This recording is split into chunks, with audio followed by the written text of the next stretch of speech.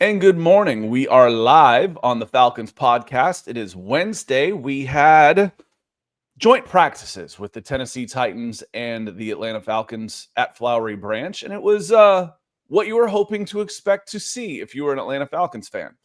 It was pretty well dominated by the Falcons against the team that had the number one overall pick last year, but you never know, and it's good to see, again, the intensity, the attitude, the energy that comes from the defensive side of the ball, and then just good execution from the other side of the ball. So we're going to get into all that, but I want to say hello to some folks first. My name is Scott Kennedy. I will be your host. That's Nick Kendall over here. He's in the process of moving. He's up early right now, 5:38 in Seattle. He's going to move an hour east to Denver here in the near future. We'll see how that goes. We're not expecting it to change too many things, but Nick, how are you doing today other than a nice summer cold? Yeah, a little guy woke up on Sunday, was dripping from his nose, and I'm like, well, probably a matter of time until it's me because, this just is what it is.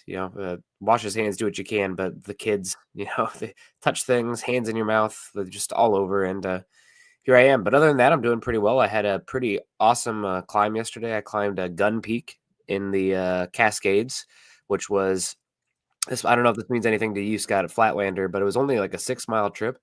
But it was 5,400 feet elevation gain. So straight freaking up. I heard you say that yesterday in your podcast, and I put in the private chat. I was like, I ride a bike, and when like my short ride is 10 miles, and it's 1,000 feet of climb, and it's murder. So it's 10 miles for 1,000 feet, let alone 1,000 feet per mile. Yeah, that's not even, it's 2,000 feet per mile because it's 2,000. Okay, 2,000 feet per mile is that's walking up flights of steps. Yeah, it was pretty unbelievable, but a lot of fun. And there's a pretty famous body of water they call you know what an infinity pool is? Mm-hmm. Like it's up against a skyscraper. They have a tarn that goes up against a ledge. They call it the infinity tarn. So got out there and it was pretty awesome. And blueberries are fresh right now too, so really good to get out there. I have a buddy that's supposed to come out tomorrow to do something, but right now the weather's looking a little bit hit or miss. So we'll see. I might I don't know if I'm going to live, Scott. I might pick something crazy for Thursday, depending on how I'm feeling with this cold, but we'll see. There's we had a good time out there yesterday, so I spent the morning in Flowery Branch. They got started a little later, so we stayed a little later. I was out there from about 8:30 till noon. Got to say hello to some folks. Got to see Sam. Let me see. I saw Sam in here already. Got to see Sam again. So Sam was sitting beside me pretty much most of the camp. So a lot of this is going to be a repeat because I chatterbox the whole time I'm sitting there watching. I can't help it. So a lot of this is going to be on repeat for Sam. But Sam's good to see you again yesterday. Glad to see you. And then got to meet somebody in here yesterday. This is Mike Doyle from, I think, Wellington down near West Palm Beach, Florida. Came all the way up for camp. Wanted to grab a picture. Came and said hello. So I appreciate that. He's up here for a couple days. So travel safe. Hope you have a good time. Good to see everybody. It wasn't a huge crowd, but it was still a pretty good crowd yesterday. Want to say hello to some folks, and we're going to get into some of the highlights, and we're going to answer some of your questions. I'm going to hit Steven first. Steven says, I gave the first like. Does that mean I get the first question? It does. You just used it, though. So, I was always an intolerable smart ass for people that would say, hey, can I ask you a question? I'm like, well, you didn't really give me much choice there. So next time, have it queued up. You get the first question. Don't use it asking if you can ask a question. Just kidding, Steven. You know we're here for you. Yeah, that's you'd have been a good genie, Scott. It gets worse with the dad jokes. Oh, okay. I'm here for it. My daughter's her birthday today, so she got these 3-inch combat boot platform heels. She's now like 2 inches taller than my wife in those things. And she's like, hey, my jeans aren't dragging. I'm like, what are they, lizards? She's like, what? I'm like, no, too early for dad jokes. She's like, dragon. Oh, ha. Yeah. But, we're all about the dragons here. So, Burke, dragon. Anyway, sigh, heavy sigh. Put it in the sigh jar. We haven't done that as much this year, Nick. You can tell it's a good preseason. Yeah. When we're not having to put $1 in the side jar every time we talk about either the Broncos or the Falcons and go, There's hope. There's tangible hope right now. So we'll see what how it all comes together. There's still plenty of time for the side jar to fill up, but we're excited. It's good. All good feelings right now. Mostly good feelings. Dantes with the red and the black coming in nice and early. John Harrell says, good morning to my Falcons family. Hope this is a good sign and not just smoke. The again, the Falcons had their way with the Titans, and this isn't just, well, you're a Falcons podcast. You're wearing I'm actually have on an Honest Eye shirt today. I had on a Falcons shirt yesterday. You're biased. I am biased. Usually, as y'all know, that works the opposite way, though. My bias towards my teams is usually pretty negative. I'm cynical. But yes, I am biased. So that doesn't mean I'm wrong, and if you go, and I was browsing through X and seeing some of the Titans reporters, one of the guys from ESPN was there, and he basically was just like, the Titans look pretty poor today. It was pretty universal that the Titans weren't able to do much of anything against the Falcons, and the Falcons had their way in the passing game.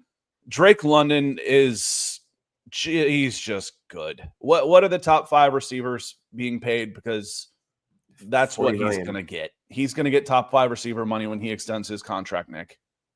We're talking probably about 35-40 million then per season for him. So we'll obviously see how it plays out. You have the tag in your back pocket still. When the player's that good, you don't have to rush necessarily. It's good to get it done. Don't get me wrong, and I'm pro player, but you do have the tag in your back pocket just as leverage if they are a superstar at their position.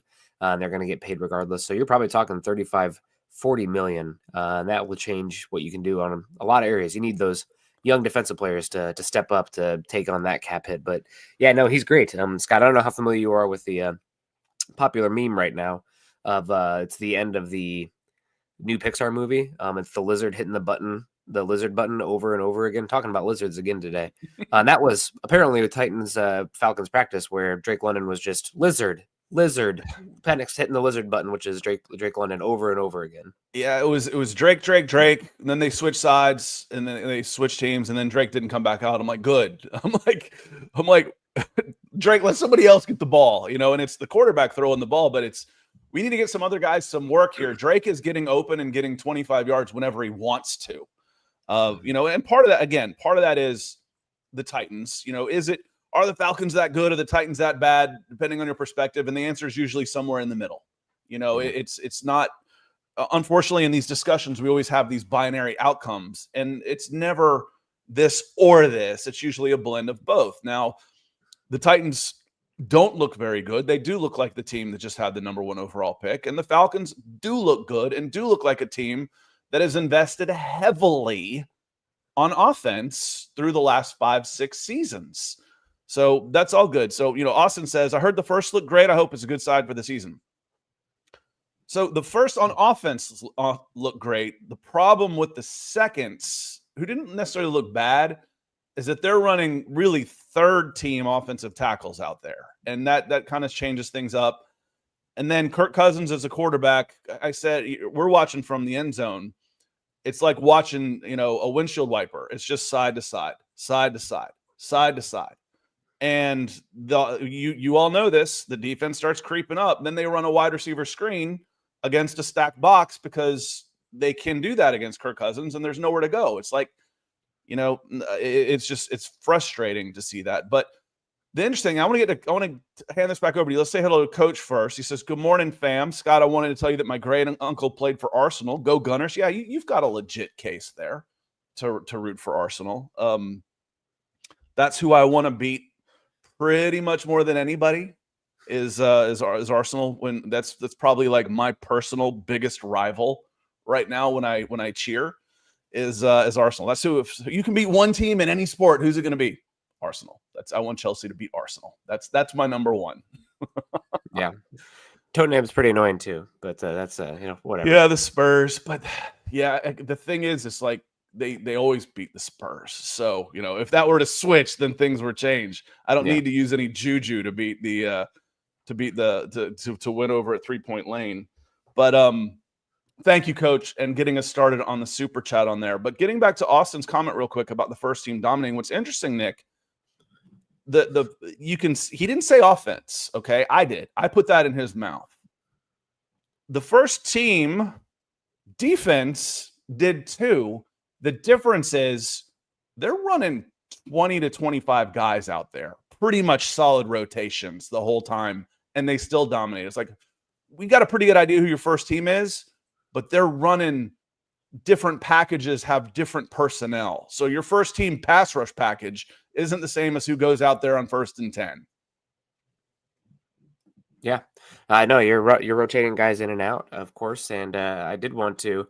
We had the conversation before you started the show, Scott, of some of the different body types and the first down packages and later on, and you made a good case about, or at least projection about Braylon Trice, and maybe we were like, oh man, is he no man's land after what they did in the draft?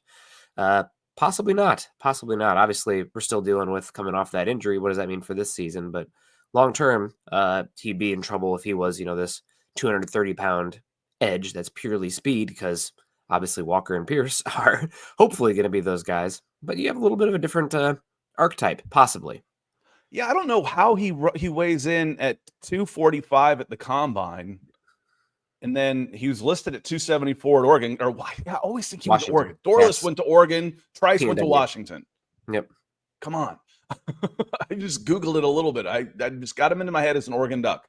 He went to Washington, Scott. Mm-hmm.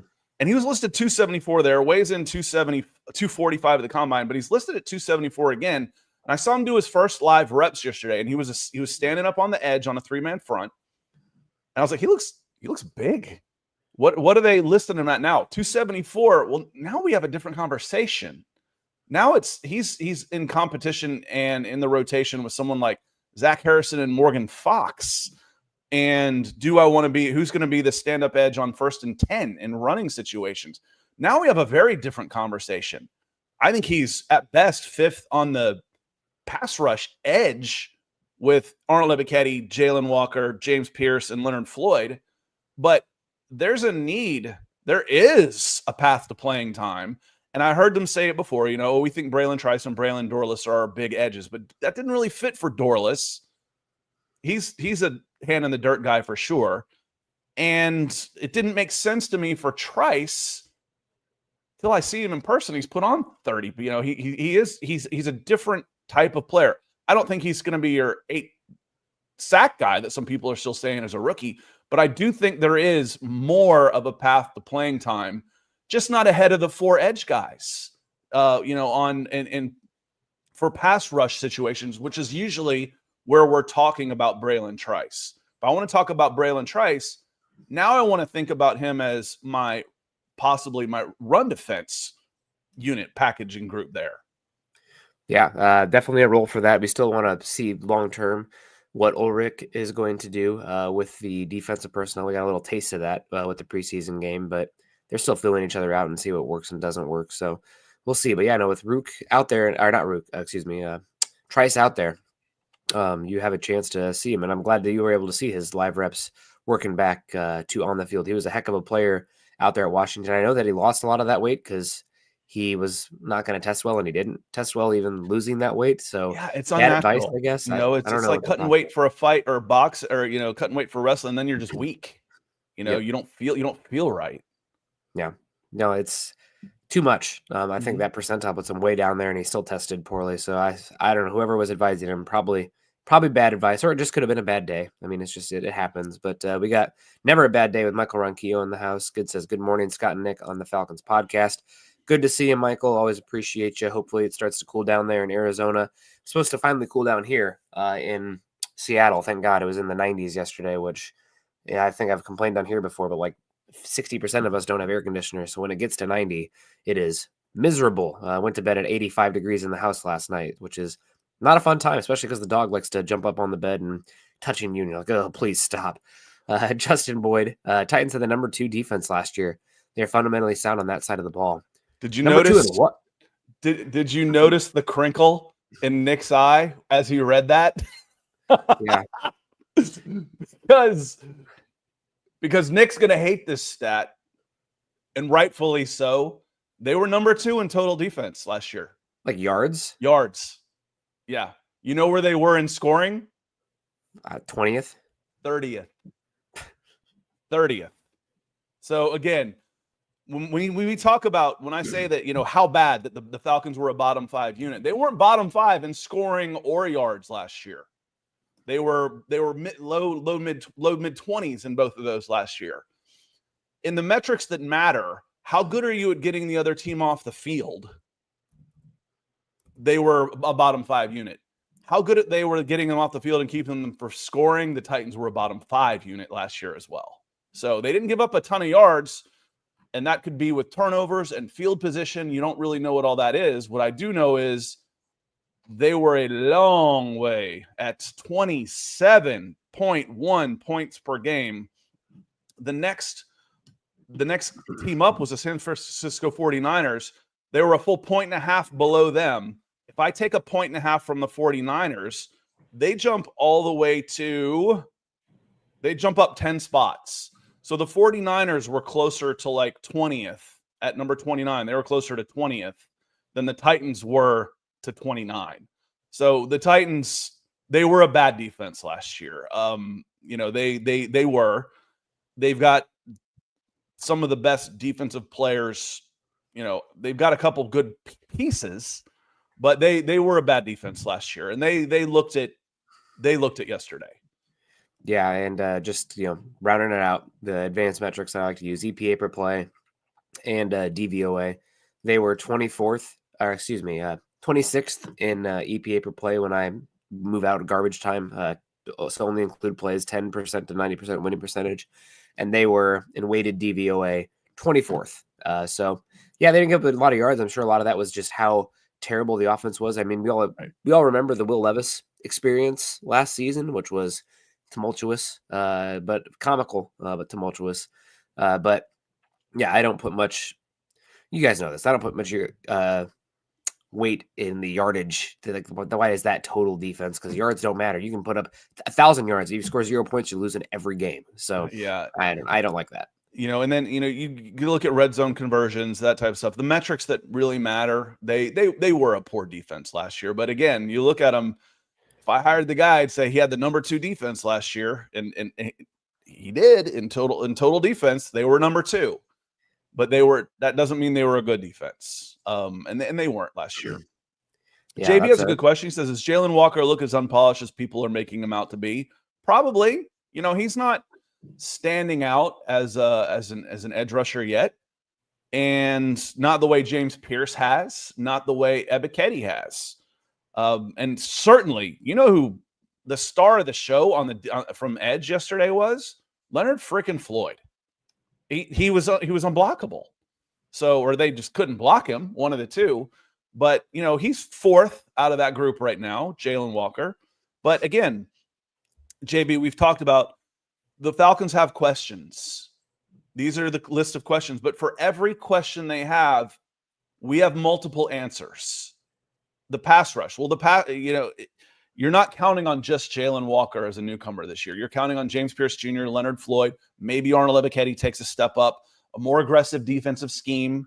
There's multiple answers in there. So if Jalen Walker struggles some as a rookie, which is more common than not at that position as a rookie, that doesn't mean there's no hope for the Falcons. That's okay. But he hasn't been great so far this summer. That's okay. And that was some of the concern about him coming out, right? He was kind of a point and shoot player, and how exactly did that translate to the NFL? Is he a positionless kind of guy? So you hope that pass rush translate, but is actually like playing the linebacker role and like the more of nuance that's required of that. There was always projection involved. So yeah, we will see what happens with him. But I'm not too worried, but the antenna's up. You start hearing things like that. It's like, okay, it's biasing you and influence you to some extent, but it's like, okay, I'm hearing some concern. Let's take a closer look. We got our eye on us, and with a little bit more of a skeptical lens. Yep. My daughter turned 14 today.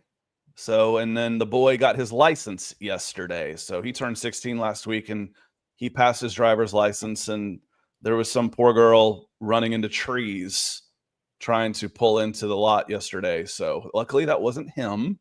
So, and JB just saying, you're talking about the rivalry, my own personal rivalries. Again, my professional life has been football for 25 years.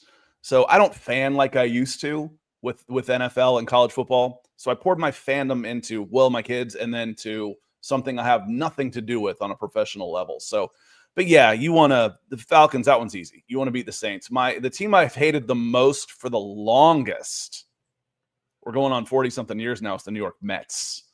Going back to the 80s. They were good. They were obnoxious. And you'd go to a Braves game with 10,000 people and 7,500 of them would be Mets saying, let's go Mets. Take your happy asses back to New York if it's so awesome up there. And yeah, no. So anyway, that's my feelings on those. So want to say hello to some more folks. ECU Falcons says, good morning, guys. Always happy when I catch a live show. And we're glad you're here.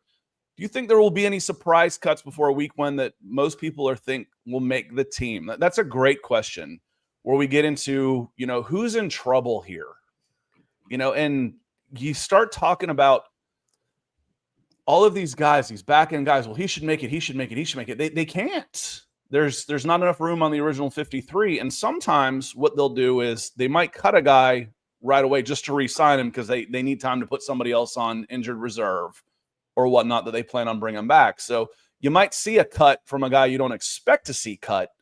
And then the next transaction is the Falcons have put Troy Anderson on short-term IR, and they have re-signed somebody that they cut. So it doesn't necessarily mean, but when I look at it right now, Nick, there's a huge battle as a fifth wide receiver, and there is a lot of battle at that nickel spot right now as well. Yeah, fifth wide receiver. I mean, with everyone during special teams, probably going to be the main role there. But that's where Kadero makes it. That's why Kadero's on this team. Yeah, and maybe that offers you a little bit more flexibility. I guess with that fifth spot, it's not going to come down to just special teams because you do have Hodge in your back pocket. But with how the Falcons special teams struggled last season, the units themselves, it couldn't hurt by any means. But if you have somebody with some long-term potential, of course, that stands out. And then the nickel spot, Scott, maybe I'm overzealous, but I've kind of already penned in my brain that it's going to be Billy Bowman starting there, just with the physicality and the run defense and just the temperament. Because last season we talked about it wasn't just the play design, but it was a team that lacked urgency on the defensive side of the ball. They were just so passive in how they played. And Bowman, he might get out of place every now and then, but the physicality that he brings, he allows you to live comfortably in nickel in early downs, in theory, with his size and his run defending ability. So obviously there's still competition there, but right now I feel like I'd be shocked if it's not Bowman at that spot. That's where I am too. I felt that way when I saw them line up on the first day of camp, and I feel it more than ever now, especially on early downs. If you keep two, I don't think Alford and Clark Phillips are both making this team. That's where I am right now. So there's a couple that you can sneak in as far as roster spots that have opened based on special teams. Last year, there were 4 running backs. One of them was Avery Williams because he was the return guy. He's listed as a running back. There's a spot. You don't need to keep 4. So there's a spot that opens up for someone else. Last year, they kept only 5 wide receivers, with 4 being locked in: Drake, Darnell, Ray, and Kadero Hodge. And then the 5th one was Casey Washington. Casey had a good day yesterday. He had a wide open post route, and Michael Penix sees it. It's fun watching. It's like watching all 22 from the end zone elevated up there, and you can see it coming. And I'm like, okay, but that you can actually see it better than the quarterback. So you're like, you see it develop. You see the safety starting to go the other way, and you're like, oh, Michael, see it. Rip it. Touchdown. Casey Washington, 40 yards on a post route. You see a lineup. You see Bijan Robinson coming out of the backfield on a wheel with a linebacker. Touchdown. Those are the kind of things that Michael Penix is seeing those. He's seeing them. So, but there's going to be the cut for me right now. There's going to be some good wide receivers that aren't going to make this team that have had good camps. And then I think it's going to be hard to keep both Alford and Clark Phillips. Yeah. It's neither of them feel too excited about them right now, and that other corner spot is still long-term questionable. Did you see electricians? I just saw it. He's actually doing this. So yeah, why don't we do this? For those of you listening, you can be in on this too. I'll try and figure out how to do this. He says, Scott, I got 2 tickets to the Titans game that I wanted to gift to you because I can't go. Well, let's figure that out. You can email me. I'm I'm skinnedy@gmail.com, SKINNEDY. And when I see you, gift to you, that's the royal you. That's everybody, because I can't go Friday night either. So, but I want to give those away. So make sure, how can we do this here to make it fair? I'll figure something out. So you better be following me on X at Scout Kennedy on X. And we'll give those away once I get them from C Electrician. But C Electrician, if you want to put a comment in after, or if you can't quite find me, SKI, I had to redneck that up a little bit. That's what my buddies call me from Auburn. Hey, Skinnedy@gmail.com. I'm easy to find, and we'll work that out. And maybe we'll give them away on Garrett's show tomorrow at 6. So to someone that's in, maybe we'll give them away tomorrow on Garrett's Falcons podcast. But that's awesome, C Electrician. Thank you so much for thinking of us, and I want to give that back to y'all. So to make sure that you guys get to do something like that. So thank you. So let's plan on doing that. Let's plan on giving those away on Garrett's show tomorrow at 6. So be there. Yeah, that's awesome, and so generous, C Electrician. So it probably is going to be a butt whipping of the Titans. You never know. It's preseason. But yeah, as Maggie says, that's a nice gesture. So thank you. That's really good. And with Super Chat attached to it as well. I know, so. Especially that too. So good to see you, Maggie. Got to be on her show earlier this year. Enjoyed it. So glad you are here as well. August, everybody's saying the Titans looked awful. They had the worst record last year. It looks like we might be practicing against the worst team in the league. Yeah, but you know what? You're not playing down to them either. You know, if I go back and look through the schedule over the last couple of years, you know, especially like 2023, but even last year, Falcons reference. I live on Pro Football Reference, y'all. You know, we're losing games here in Atlanta. To first off, you shouldn't have lost to the Steelers. Chiefs is okay. The Seahawks, you got beat. There's nothing wrong with that. Seahawks were a pretty good team. You lose to a Saints team at home you shouldn't have lost to. Broncos are a good team. The Chargers at home was a travesty. I'm not saying the Chargers was not a good team, but you played down. They played poorly. You played down to them. You barely beat the Raiders. You did beat them. Then you played down to the Carolina Panthers. You win 2 of those games, and you're in it. And where the difference here is going to be, I think, is on the defensive side of the ball. These guys aren't going to be complacent. Why are you backpedaling against bad teams? These teams are going to attack. They're going to force errors. This Falcons' energy and attitude is different, and you will see things like this, where you are dominating a team you're supposed to dominate. It's a good sign. Take it. You can only beat who is put in front of you.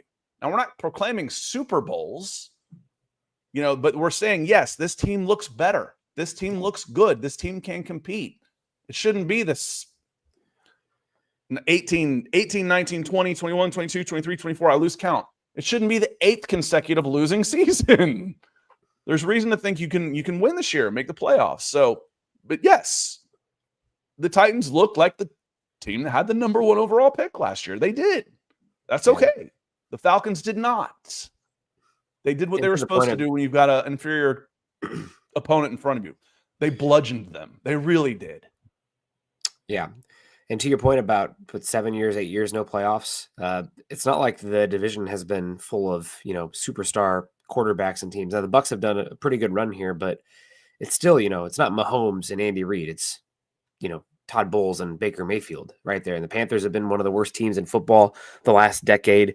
Saints have been aimlessly meandering in the post-Drew Brees era, even worse now without Sean Payton. I mean, the competition, your main competition to get in, has not been very fierce, and it's still been problematic for the Falcons. So, yeah, this year, they're very young. Michael Penix, first year as a starter. Like, there's reasons to not be playoffs or bust, in my opinion. I don't know if we've had that conversation, Scott, but definitely the expectations should be at least above 500 and really like obvious gaining momentum, positive direction.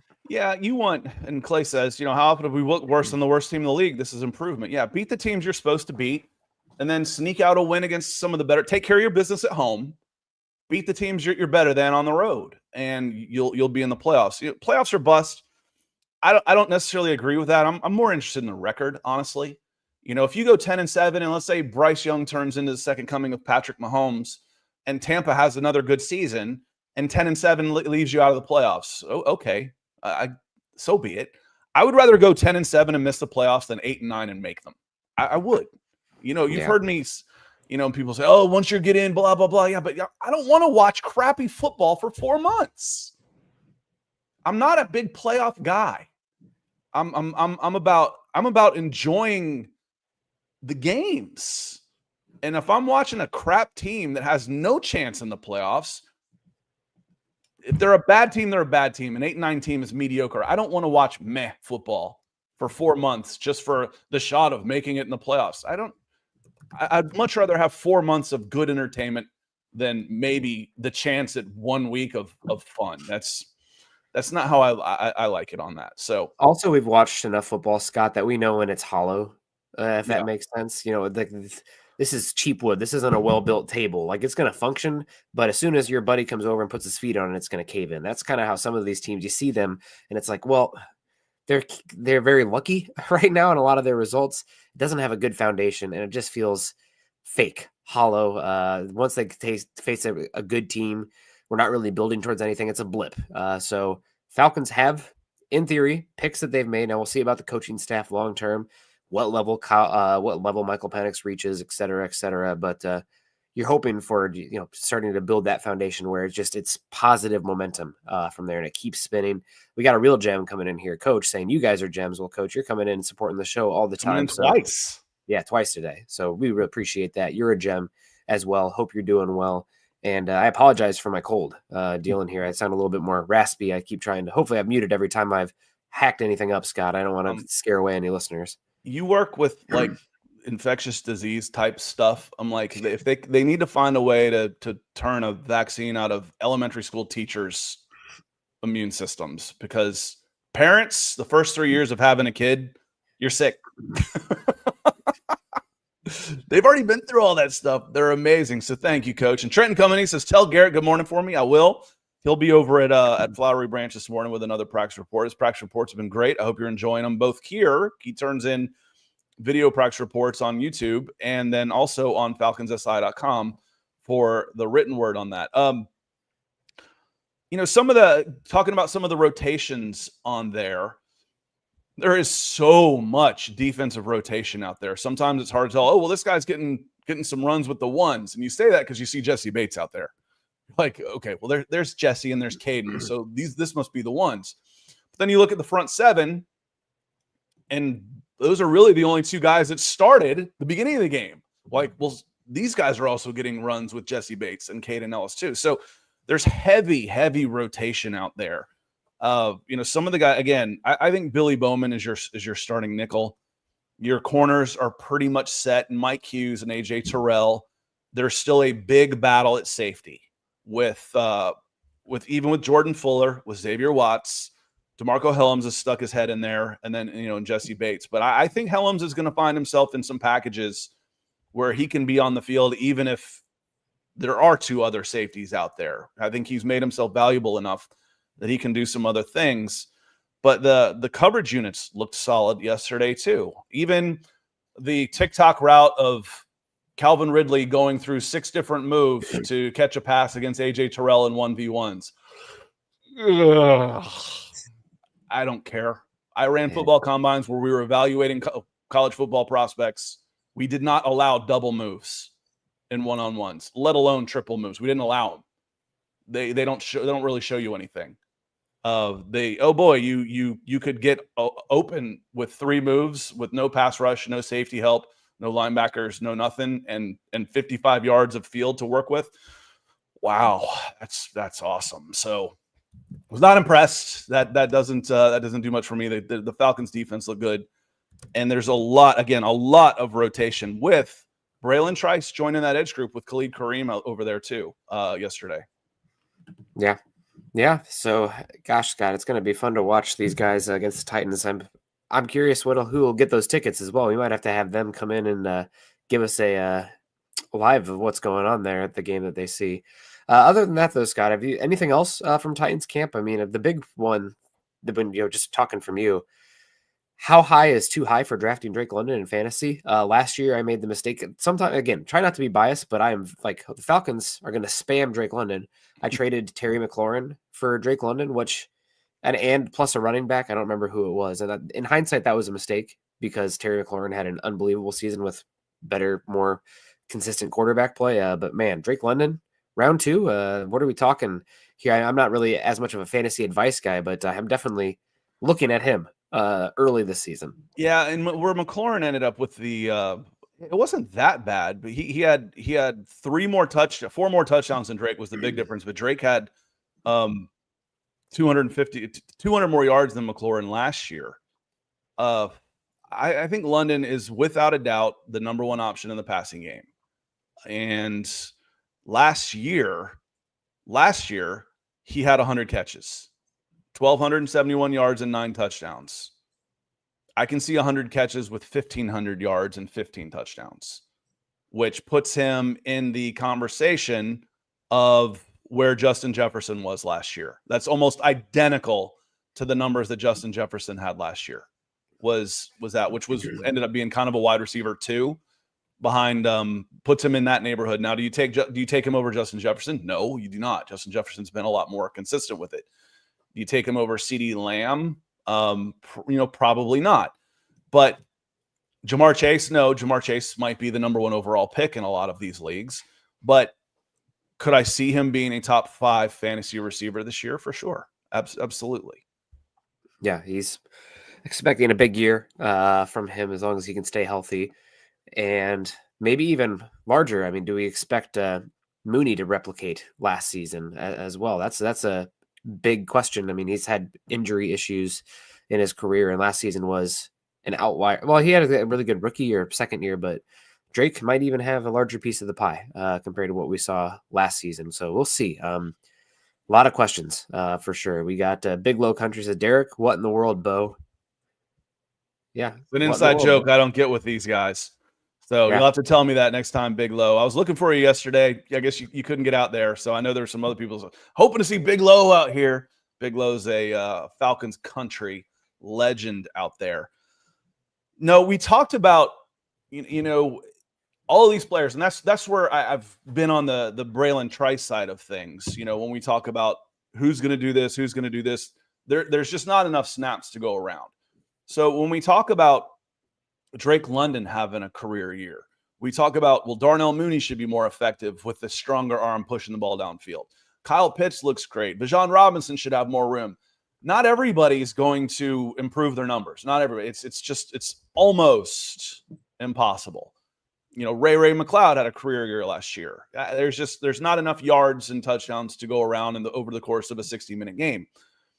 So who actually misses out on some of that? And right now that answer is pretty easy because he ain't out there. It's 1,000 yards and 7-8 touchdowns from Darnell Mooney get redistributed out there. Right now, that's the easy answer. Yeah. I'd bet on Darnell. And guys, I almost feel I'm ready to buy on Kyle Pitts. I am. Oh, man. I think he's gonna be just fine this year. I can see 800 yards and 8 touchdowns from Kyle Pitts. What does that do for you? Is that enough? Do you think that's good enough, or what does that do for you? Because right now, Brock Bowers was 1,200 yards and 5 touchdowns. Trey McBride was 1,100 yards and 2 touchdowns. George Kittle was 1,100 yards and 8 touchdowns. And then there's a big drop off all the way down to Jonnu Smith of 800 yards and 8 touchdowns is 4th. 800 yards and 8 touchdowns puts him as a top 5 tight end in the league, but not in that I'm a weapon top 3 tier. Scott, we've talked about it before. There's not a lot of tight ends that are actually making stats. So it's like finding a good scoring center in basketball, or finding like an unbelievably well-rounded hitter that's a catcher in baseball. Like when you have a guy that brings even like a marginal wide receiver value, like if you have a catcher that hits like a first baseman, cha-ching, good value there. You're going to get paid for that. But I don't know, Scott, feels like Lucy with the football a little bit I with know. Kyle Pitts. And I quoted the Smiths on this one, Nick. Stop me if you yeah, think that you've heard this one before. Shout out to Morrissey and the Smiths. I can't. I've always said, hold on to him, more valuable on your team, just because the talent is obviously still really young. We have proof of concept his rookie year as well, where he was really good. I've been hurt too much though by him, so I need to see it over a large sample size before I feel like the jaded lover. I've been hurt one too many times. I'm just gonna lock What myself would up you and wait. predict based on the things you've been hearing? And again, I tell you, he looks different. And I see some discussions in here about hitting London deep. I mean, Pitts deep. No, I don't want to hit Pitts deep. I don't know that that's where his value is.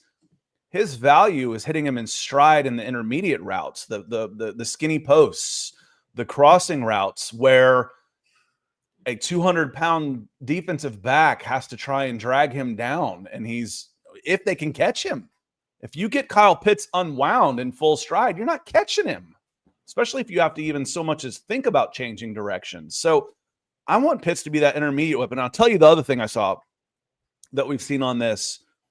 I don't need nearly as much separation in my routes with Michael Penix throwing the ball. A quick button hook is money. I mean, the ball, there's no time that we're watching this live. There is no time to close on the Falcons receivers now. If they run an 8-yard stick, the ball is on him. Now, if Michael Penix is accurate, and he has been all camp, that ball is on them. And there's no time to receive. Meanwhile, Kirk goes through an out route from the opposite hash, and you're just like, oh, no, that ball's in the air like a punt. That's too long. But the intermediate, the short to intermediate inside routes are now getting thrown like Nolan Ryan fastballs. And that ends up giving you some more run after the catch opportunities, Nick. Well, last season, Kyle Pitts was 13th in receiving yards at 602 with 47 receptions. Right now, my expectation is kind of be more Mark Andrews, where you have 10 more receptions, 100 more yards, like that kind of area puts him about 8th. Am I expecting him to jump up? Because you have kind of a big discrepancy between the top 3 and everybody else. There's 3 weapons last year. Yeah. And then there's tight ends. Yeah. Which, I mean, like Tucker Kraft brings a lot of value because he's a blocker. Like, right. Like he's like good receiver, but like he's a weapon as a blocker as well. Sam Laporta dealt with some injuries last season. Kelsey's kind of starting to fall off a bit. But you mentioned it. Kittle, McBride, Bowers, those guys stand alone last season. Can he break into that tier? For sure. Absolutely. But right now, my expectation is, 50 to 55 receptions, 750 yards, which puts him, in good company. Anything beyond that, though, I'll be ecstatic. I'm not ready to put myself in believing that'll happen because, again, it's Lucy with the football. One too many. 11 personnel because he's a wide receiver. He'll either be out wide or he'll be in the slot with Charlie Warner in at tight end, inline tight end. When Mooney comes back, now you're battling with Ray McLeod. And frankly, Ray has looked outstanding this camp. He's been lining up out wide. They've been moving the 3 wide receivers. And yes, I am calling Pitts a wide receiver because that's where he's lining up. They've been moving those guys interchangeably across X, Y, and Z all camp. We know Drake is just nasty in the slot. We know he is. And he's a better blocker than Kyle Pitts. So they had trips wide. Kyle Pitts was by himself on the other side as a solo receiver. He is playing wide receiver. Can he, again, a lot of this depends on Mooney. A lot of this depends on the running game and getting first down. So you have more opportunities and less 3 and outs. But, if Bijan's going for 2,000 yards from scrimmage, Algier gets his 700. Drake gets 1,400, 1,500 yards. Well, hell, we're at 4,000 yards right now, and we're just getting started on a 6,000-yard offense. There's only so many to go around. Where does it come away from? I don't think Ray McLeod replicates 700 yards unless Darnell Mooney misses significant time. I think that's where you start taking away from it. Yeah. Then you definitely have a chance. So, God, man, Kyle Pitts. I hope so. I really hope so. The team's going to be a lot more fun, and he's just such a unique player. Maybe it's unlocked this season. Maybe having Michael Penix there and somebody he can really rally behind, because he doesn't seem to be one of those leaders, which is, not everybody can be. But maybe Penix kind of unlocks something there. That's the dream.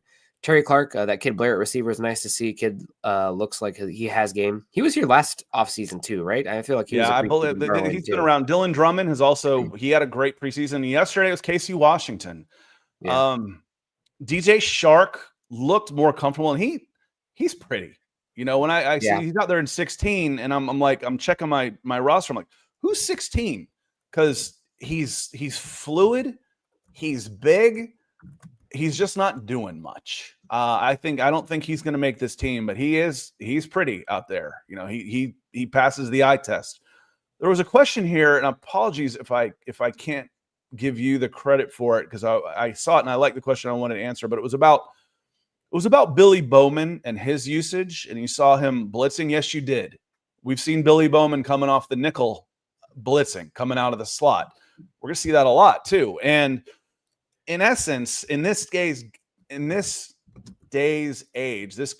and age, a nickel corner, a slot corner is almost playing like an old-fashioned linebacker to a certain extent. It's a bastardization. Not bad. It's not a bastardization, but it's a will. Outside will, safety, and slot at the same time. So the days of your teeny tiny, like, oh, this guy can't tackle and he's too small to play your X receivers on the outside, that's changing. Now you're able to hide those guys more against Z receivers on the outside than the inside. So they have to be essentially, it's still devalued, but I wonder if that's going to change. Like right now, the archetype, this is me being biased, Scott, of course, but the archetype is Cooper DeJean. Like he's good enough. He's a good enough athlete to play the boundary. He's big enough to play safety, and he's smart enough to do all those things to play slot. And that is just such a unique weapon. There's even some blitz will ability too. So yeah, it's a really unique position and how the game has evolved. That's one that's a trickle up from college as well. So what you'll see on here with Billy is I think he's your early down nickel for sure, because he's going to be so much better against the run. And I'm telling you what, seeing the lateral movement of Caden Ellis, Devon Diablo, and on that same level of the defense, basically a linebacker, if he's 5 yards off the ball, is Bowman out there. And the speed that those three are going laterally is different. It is different. And again, we saw another package yesterday where this is the dream, y'all. This is the dream. They had a four-man front in their NASCAR package. It is a 3rd and long. So they had two down linemen. It was probably like Dorless and Rook. I'm not sure who it was exactly. I couldn't see inside. It's a little hard to see those numbers in there, watching everything on the fly. But what I did notice then was your stand-up edges were 2 of the 4 we always talk about. And you know who came up and slid in between the stand-up edge and the down lineman? Caden. Caden Ellis is another stand-up edge. So basically they had 2 stand-up edge rushers out there lined up at like 7 and 9, coming in hot from the outside as Caden picks his spots in 3rd and long. And we're going to see a lot of that. And he said that earlier this year in this camp. What do you want to do? He says, like, I want to play inside linebacker on 1st and 2nd. I want to play edge on 3rd. Yes.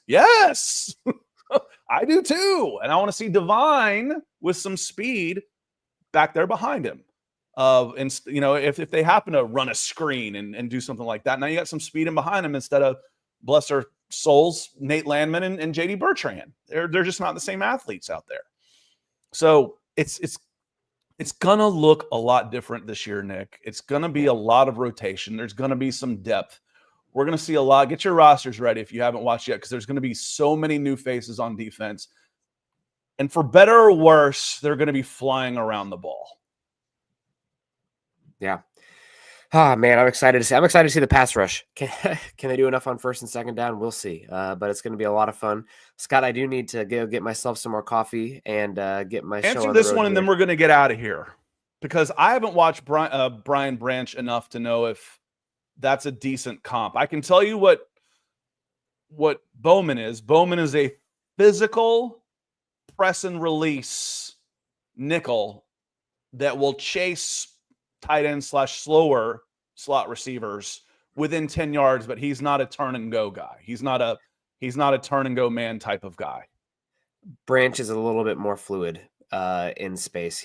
Branch, if you had to, you could flip Branch out to the boundary cornerback, and he could live there. I do not think Bowman has the fluidity in his hips. He's a little bit more stiff, which is okay. You're talking about a day 3 pick, and that can be a quality starter for sure. But Branch is like the gold standard of this like alley safety coming down and playing the nickel as well. So I don't think he's got the same ability. Also, I have not seen the same ball skills. But there's definitely some good ones. But yeah, Branch is probably the gold standard right now for that safety position. Safety slot. I guess Kyle Hamilton too, but he's a little bit even more amoebus. But we also got We Sound Strange and morning, y'all heading to Seattle. Any hike wrecks? We Sound Strange, hit me up on Twitter or Instagram because you asked me for a hike wreck. I don't know what your level of hiking is. Also, I don't know when you're going to be here. We have rain coming in Friday through Sunday, and there's also a massive wildfire in the Southern Olympics right now. So I have recommendations for you, but I need to know a lot of information before I give you a recommendation, so I don't end up killing you. Hit him up on X.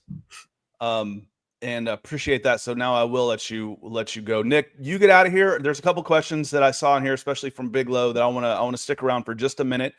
So we will see you on Monday, Nick. Appreciate you stopping in and being here as usual. And one day closer to the move. Thanks, Nick. We'll see you later. Peace. Have a good one.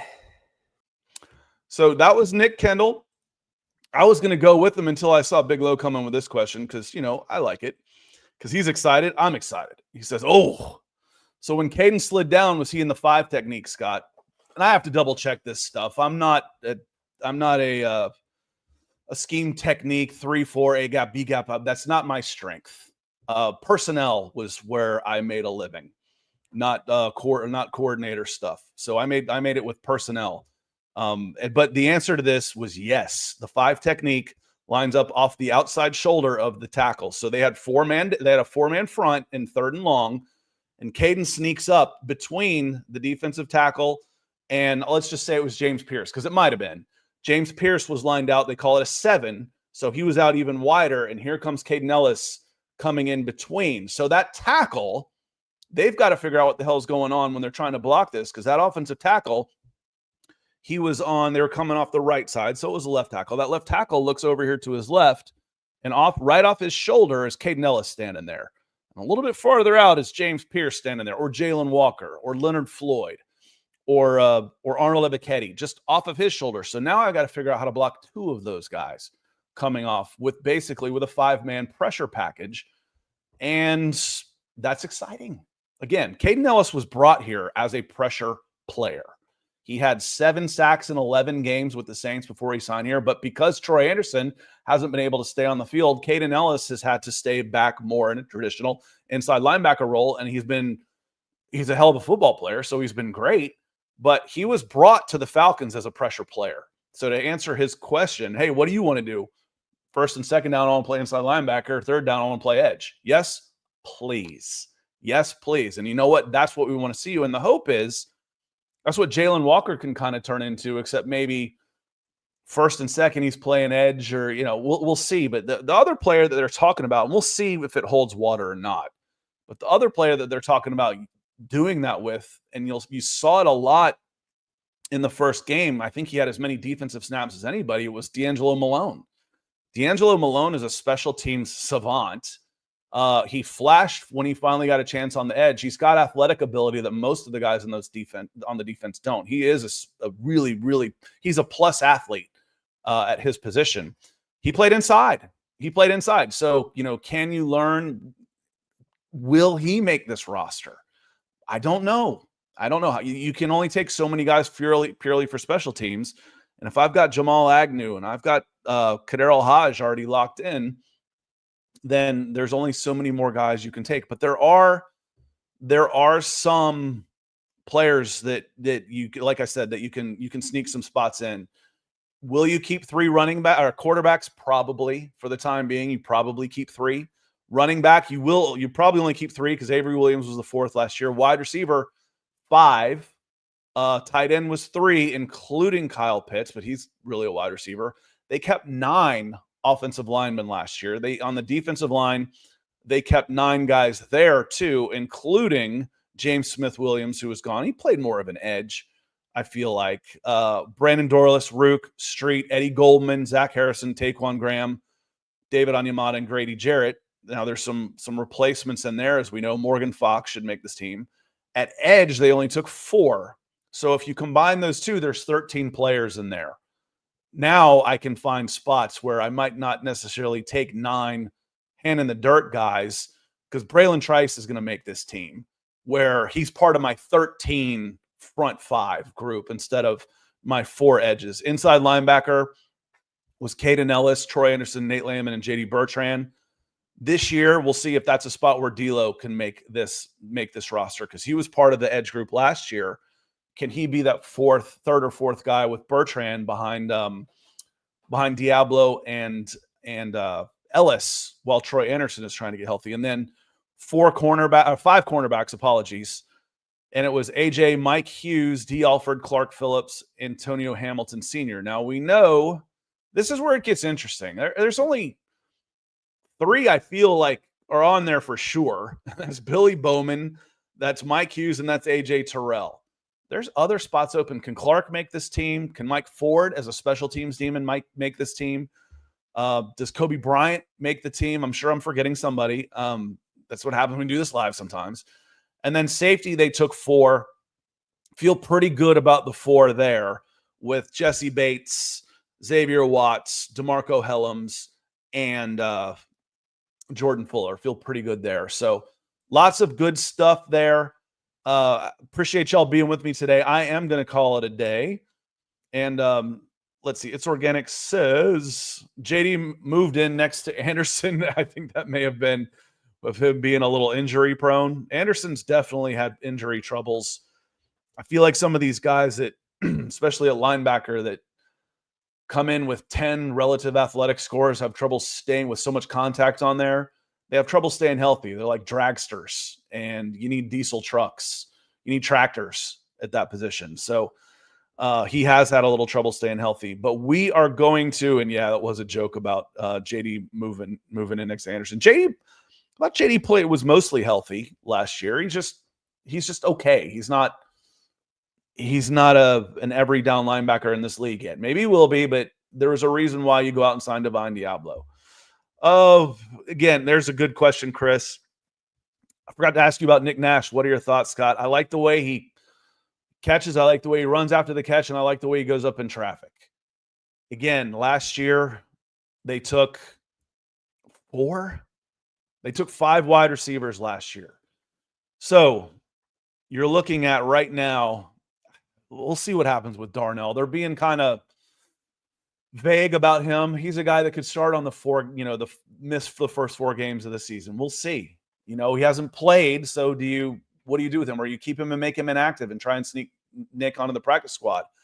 But Casey Washington has shown good things. Nick Nash has shown some good things. David Sills has shown good things. The star of this the preseason game were Chris Blair and Dylan Drummond. There's 5 guys that could make really solid wide receiver 5, wide receiver 6s on this. Big Low says, Scott, could you possibly see Nick Nash moving back to tight end? I think more, if it would, it'd be that big slot role, that Drake and Kyle Pitts fill. What's the difference in what they do out of the slot between Kyle Pitts and Drake London? One of them's a tight end and one of them's a wide receiver. No, they're not. They're both slot receivers.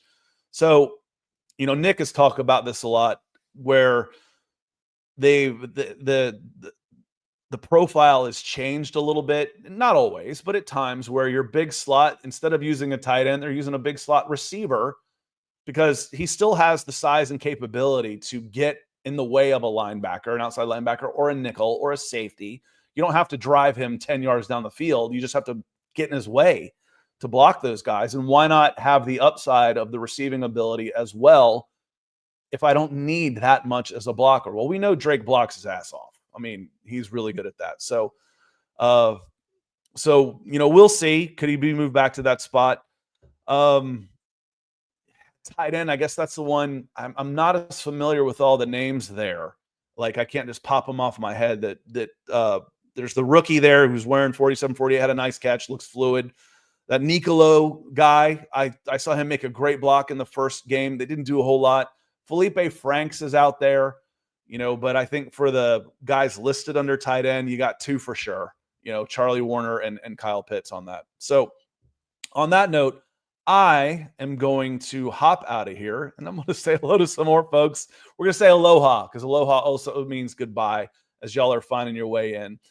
King Richie, what's good, Scott? Hope you've been enjoying camp. I have loved camp, and I am a cynical SOB when it comes to preseason and camp, and Arthur Smith and Raheem Morris have made me that way with their lack of doing anything. Not this camp, guys. This is different. This camp is so much different, and it's going to pay off. Last year's team was soft. They were soft.